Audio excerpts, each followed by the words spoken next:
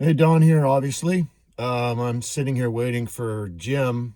He's getting back pretty soon in another garbage truck. I'm going to give him a ride home.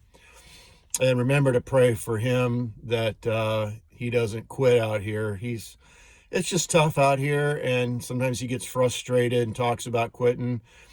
But that would be kind of disastrous for me if he did. I depend on him. So if you can pray about that. Gonna have some uploads, I think, coming up from a couple guys. You'll see later on when I get home.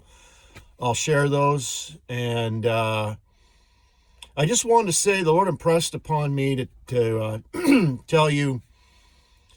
We've been listening to these podcasts or talk shows or whatever it is. Podcasts, probably for the most part. And there's all these famous people or semi-famous people that will be on these podcasts, and they give their life story, and I was partying and all I did was party for 10, 15 years. And, I slept with 300 women. I had the car collection, making millions of dollars, and I was famous, and I had all this fun. And then they go from that to a lot of them now are, I'm probably yelling. Uh, a lot of them now are, I now sell hemp. I sell pot, and my weed is so strong, and I'm making more money selling weed than I ever was, as a wrestler or as a boxer or as a whatever, some kind of entertainment. And you listen to that, and there's a temptation within the flesh to be impressed by that stuff and to think to yourself, all I've ever done is I've worked hard. I got married when I was young, and I never had all this excitement, all this adventure, and I never even made six figures, never had a car collection. In fact, in my case, when I was 6 years old, I was a huge car nut, really. But I've never had, other than I had a 307 Chevelle when I was 19, I never had the stick shift, 396, 454, that kind of thing. I never had any of that, even though my whole life I've really loved that kind of thing. Never had it. And it's very easy to be tempted by all that stuff and think, oh, boy, did they ever have it made. And boy, is, my life in comparison. And you need to get the right perspective on things. You need to get the biblical perspective on things. Like I said before in another one of my videos, those guys are losers. If you found the woman that God had for you, or the man that God had for you, if you're a woman listening to this, and you got married to them when you were 18, 19, 20, whatever, and you've spent the last 30 years, 40 years, whatever, with that person, and you've never been with another person, you are so much better than the individual that, I've slept. In other words, I've fornicated with 300 different women. Dude, that's disgusting. That's wicked. That's disgusting. And that's the loser. That's not the winner. That's the loser.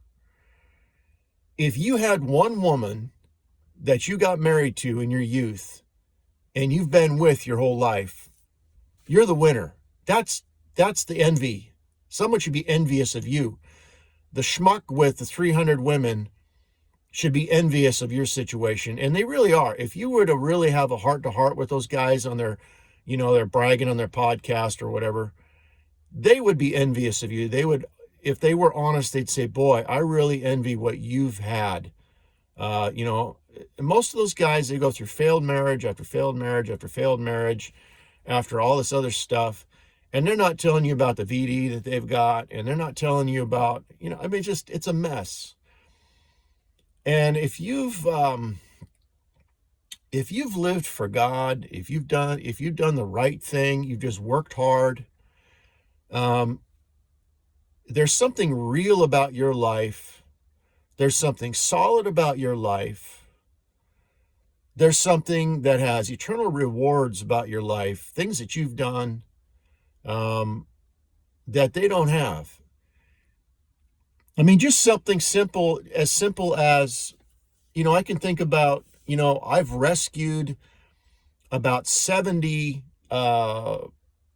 cats that were going to wind up just dying on the street, dying in the woods, whatever, unless me and my wife went to the trouble and the finances to rescue them and get them into a home where they could live out, a good life rather than, dying on the street, essentially. Do you think any of these super schmucks with their fame and their millions of dollars, do you think they ever bothered to do something like that? No. They were all about themselves. They were egocentric. They were looking for the buck. They were looking for the high. And you listen to the podcasts of these rich and famous people. They're on Xanax. They've been on marijuana and drugs their whole life because they're miserable. They've been miserable. And they're not winners. What they really have been looking for their whole life is what you have. You have the truth that they can't find. You've had something real that they can't find.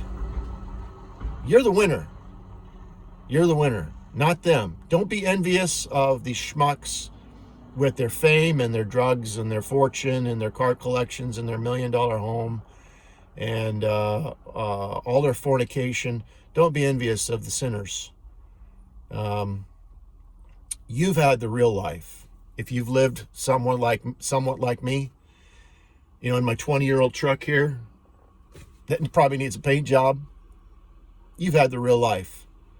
Don't envy sinners. All right.